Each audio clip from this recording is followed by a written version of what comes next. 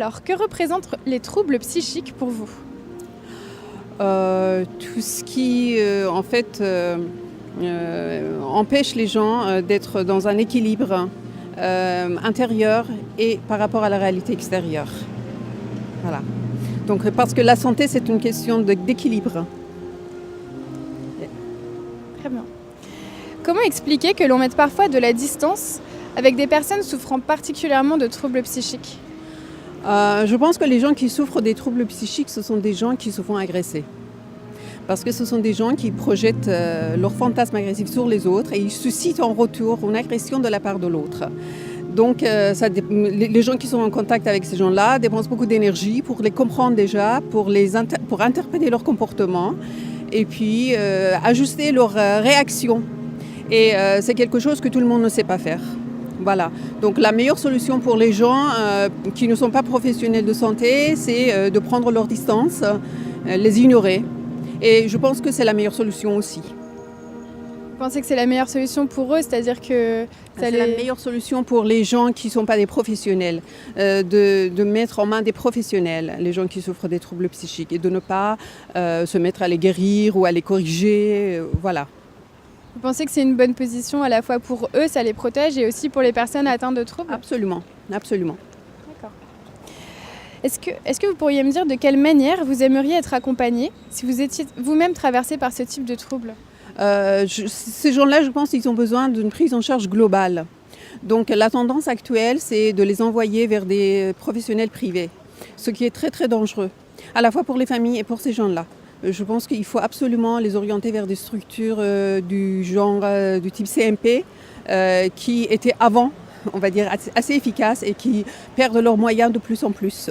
Parce que dans les CMP, il y a des psychiatres pour prendre en charge l'aspect médical, il y a des psychologues pour prendre en charge l'aspect psychique, il y a des infirmiers et des éducateurs pour prendre en charge l'orientation professionnelle et l'insertion et la prise d'autonomie pour ces personnes. Donc si vous-même vous étiez traversé par ce genre de troubles, vous aimeriez finalement une prise en charge pluridisciplinaire, c'est ce que... Absolument, oui. Vous-même, vous souhaiteriez avoir cette approche-là? Tout à fait, tout à fait. Ok, très bien. Merci beaucoup. Je vous en prie. Bonne journée. Bonne journée à vous. Bonjour. Alors, que représentent les troubles psychiques pour toi? Alors, un trouble psychique pour moi, c'est quand dans la tête, mentalement, on se sent pas stable, on est plus fragile, il y a quelque chose qui ne va pas en fait. C'est quand une dépression ou n'importe quelle, peut-être un peu maladie plus poussée. Qu'est-ce que tu entends par maladie par exemple? Je suis pas un expert dans tout ça, mais je pense que tout ce qui est schizophrénie, ça va un peu plus loin. C'est déjà vraiment très grave. Et c'est quand notre personnalité n'est pas ce qu'elle devrait être, elle est malade en fait, tout simplement. Okay. Pourquoi d'après toi, parfois on peut mettre de la distance avec des personnes qui justement souffrent de troubles psychiques particulièrement? Le fait est pour moi que, personnellement, un trouble psychique, je vois ça comme quelque chose d'assez inconnu, ça fait peur, on se dit psychique, donc ça touche au cerveau, ça touche à l'humain, ça touche à notre être. Et donc forcément, on sent, ça fait un peu fantôme et démon et waouh, qu'est-ce que c'est que ça quoi. Du coup, forcément, un trouble psychique, on essaie d'y mettre de la distance si on ne connaît pas. En général, l'homme a peur de ce qu'il ne connaît pas, donc je pense que c'est une raison principale. C'est un petit peu l'inconnu, d'après toi? C'est l'inconnu et aussi le fait qu'on ne s'y attende pas. Par exemple, comme je disais, on peut associer ça à tout ce qui est schizophrénie. Et schizophrénie, on a en tête Gollum, on a en tête des choses comme ça qui font peur, un dédoublement, vraiment très surprenant et qui peut faire peur. Okay. De quelle manière est-ce que tu aimerais être accompagné si toi-même tu étais traversé par ce type de troubles? Je pense que un accompagnement forcément, le contact humain est quelque chose qui met en confiance surtout un proche, un ami et surtout il ne faut pas rester seul. Je pense surtout à la dépression là. Faut vraiment pas rester seul, faut sortir, faut changer les idées, il faut que pas à pas ça évolue. Ensuite, pour des trucs plus graves, comme je disais, la schizophrénie, je pense que c'est plus... c'est des traitements plus spéciaux dans des établissements qui ont les moyens pour traiter ça, qui peuvent gérer ça avec des médicaments et aussi le contact humain, c'est forcément important. Enfin, on n'est pas fait pour vivre seul, donc je pense que ouais, c'est important. Ouais. Tu aimerais, si toi tu étais dans cette situation, tu aimerais être entouré finalement? C'est quelque chose qui est important pour toi, le contact humain? Le contact humain, forcément tout le monde aime bien être seul parfois quand on traverse des choses, etc. Mais même si être seul, ça peut aider à penser un peu ses blessures, on va dire. Il y a quand même un moment où il faut prendre son courage et arriver à se dire ouais j'ai un problème et il faut que j'en parle, il faut que d'autres gens m'aident parce qu'ils sont là pour ça et qu'ils m'aiment, etc. etc. Donc voilà. Merci beaucoup. De rien. Bonne journée. Bonjour. Bonjour. Est-ce que vous pourriez me dire ce que représentent les troubles psychiques pour vous? Écoutez, ça dépend évidemment des troubles, parce que vous avez des troubles qui sont relativement quotidiens, avec lesquels on peut vivre, et puis des troubles qui sont réellement très douloureux, invalidants, et qui nécessitent des soins, voire une immobilisation, voire une hospitalisation. Donc il y a une gamme, je pense, assez considérable de troubles psychiques, depuis le trouble obsessionnel compulsif, qui doit être quelque chose d'assez banal, jusqu'à des psychoses réellement insupportables. Donc voilà, le terme de trouble est un peu effectivement vague. Je vous en donne une palette, je ne vous en donne pas une définition. Voilà ma première réponse. Voilà. Comment est-ce que vous pourriez expliquer que l'on mette parfois de la distance avec des personnes qui sont particulièrement touchées par les troubles psychiques? Je pense qu'il suscite une inquiétude, une incompréhension, voire une peur. Il y a effectivement soit parfois des manifestations violentes qui sont déconcertantes, qui sont imprévisibles, soit simplement des difficultés de communication avec des formes d'autisme qui sont dérangeantes, évidemment, qui dérangent, qui peuvent aussi d'ailleurs, soulever chez l'individu dit normal des propres inquiétudes, des inquiétudes personnelles. Donc il y a forcément toujours une sorte de distance. Il faut rétablir un contact et c'est toujours effectivement difficile. En plus, il y a toujours peut-être un cadre culturel ou social qui, depuis toujours, d'une manière ou d'une autre, a un peu marginalisé ce qu'on appelait jadis le fou. Voilà. Donc on est dans des rapports difficiles, déconcertants. On voit quand même aujourd'hui beaucoup de pauvres gens dans la rue qui sont atteints de troubles psychiques graves et qui sont déroutants, voire inquiétants. Voilà. Est-ce que vous pourriez développer un petit peu sur... vous parlez de la société, de la marginalisation. Est-ce que vous pourriez un petit peu développer cet aspect-là? Qu'est-ce que vous en pensez exactement de ça? Écoutez, je n'ai pas d'avis ou de position tranchée sur la question. Il est clair que le fou, comme je vous le disais, entre guillemets, dérange un ordre ou dérange une sorte de logique. Et c'est évidemment toujours inquiétant, je pense. Ensuite, je pense qu'on attire beaucoup les gens qui sont derrière. Ensuite, il est vrai qu'il y a quand même cette grande question de la place des gens qui sont sérieusement troublés. Est-ce qu'on les laisse à l'extérieur en les protégeant? Est-ce qu'on les enferme? Je crois qu'on est dans un système aujourd'hui semi-ouvert, mais j'ai quand même le sentiment qu'il y a beaucoup de gens dans la nature qui sont très atteints, très malades, un peu livrés à eux-mêmes, dans la précarité. Alors, je ne pense pas qu'effectivement il faille revenir à un système psychiatrique carcéral, mais en même temps, je crois globalement que les gens qui souffrent de troubles psychologiques graves ne sont pas pris en charge. Notamment dans le domaine de la prison et de l'emprisonnement, on est en face de gens qui n'ont pas leur place en prison, qui sont en danger, qui mettent en danger.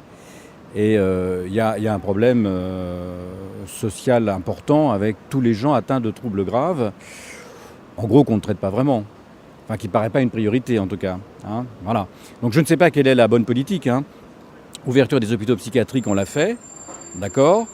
Absence d'un enfermement répressif, bien. Mais je trouve qu'il y a quand même aujourd'hui, semble-t-il dans la rue, beaucoup de gens qui sont dans l'errance, dans le désarroi total, dans l'agitation mentale et qui n'ont pas l'air vraiment pris en charge, qui ont l'air un peu abandonnés. Hein. Voilà, par les familles ou par les institutions d'ailleurs. Voilà. Et enfin, la troisième question. De quelle manière est-ce que vous aimeriez vous-même être accompagné si vous étiez traversé par ce type de trouble un jour, si ça vous arrivait? Bah écoutez, je pense quand même que tout le monde sait en milieu urbain qu'il y a un réseau médical, des psychothérapeutes, des psychanalystes, des thérapeutes sérieux ou moins, ou plus ou moins convaincants. Bon, je pense qu'aujourd'hui tout le monde est quand même au courant de ça. Et donc si d'aventure je voyais se profiler des troubles importants, j'irais quand même consulter, si vous voulez, des gens compétents. Voilà. Ensuite, à partir du moment où ça appartient plus vraiment, je ne sais pas si on a encore les moyens de déterminer quelle est la meilleure thérapie et quel est le meilleur accompagnement. Donc, vous voyez, votre question, je ne peux pas y répondre complètement. Je pense que aujourd'hui, un urbain à peu près informé, cultivé, a tout de même les moyens d'aller consulter des gens quand il sent que ça va mal. Bon, à une condition, c'est de ne pas être dans le déni. C'est-à-dire, rien ne va, mais je suis en bonne santé. Et il est vrai que dans le domaine psychiatrique, on a quand même beaucoup de comportements qui sont des comportements de déni, de ça va aller mieux, etc. C'est une fatigue, etc.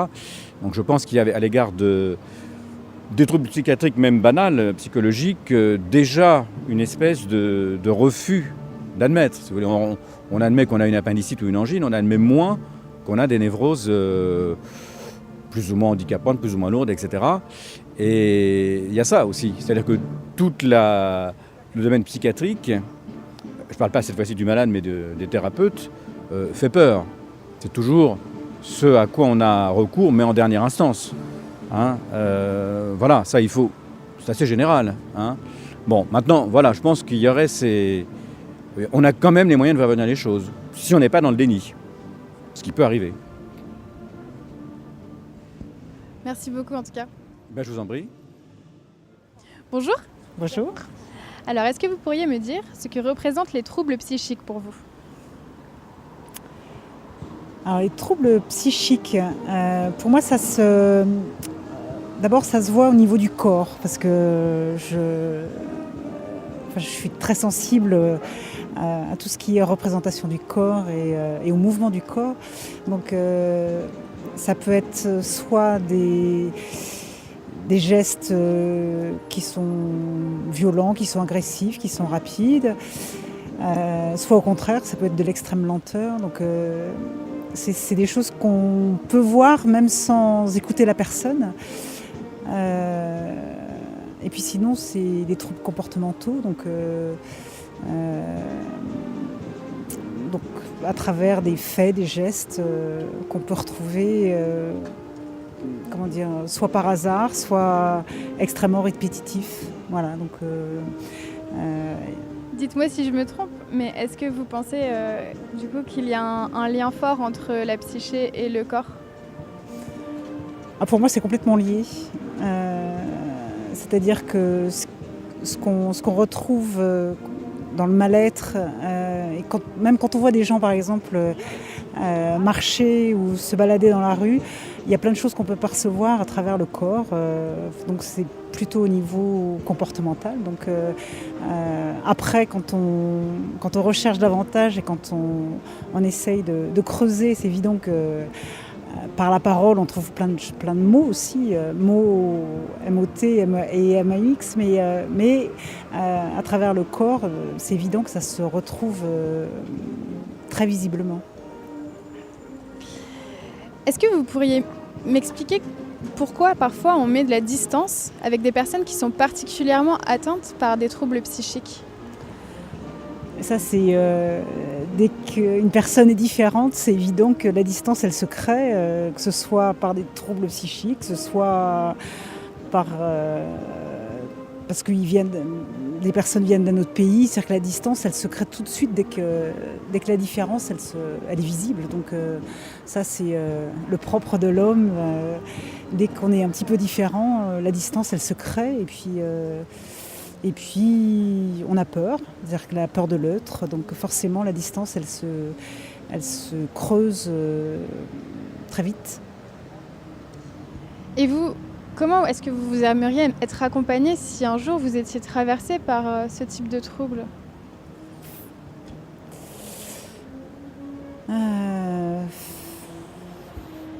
C'est extrêmement difficile de se mettre à la place en fait de quelqu'un qui a un trouble. Peut-être que j'en ai d'ailleurs, mais je ne sais pas. Mais, parce que j'aimerais pas être qu'avec des gens qui ont des troubles, donc ça me plairait pas du tout. J'aimerais pas qu'on soit tout le temps à mes côtés en me disant ça va pas, il faut que tu te soignes. Donc j'aimerais bien avoir une vie normale, quoi. C'est-à-dire que même si à un moment donné je suis soignée, mais où je suis analysée, mais avoir une vie normale comme tout le monde, quoi. Mais j'aimerais pas être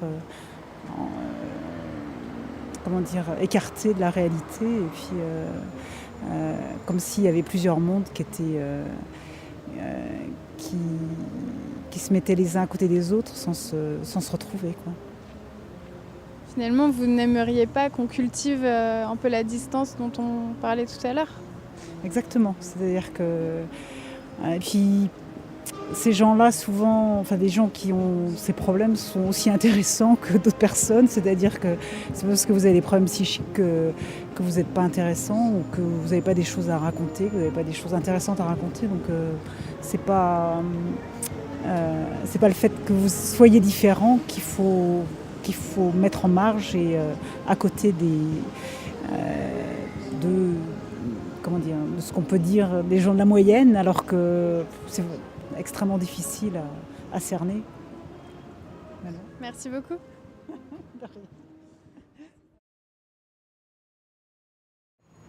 Bonjour. Bonjour. Alors, est-ce que tu pourrais me dire ce que représentent les troubles psychiques pour toi? Je pense que pour la société, un trouble psychique, ça va être une manière que les personnes ont, des personnes atteintes de troubles psychiques, différentes d'appréhender la société et le monde qui l'entoure. Ils vont pas percevoir les choses comme nous, et donc on va les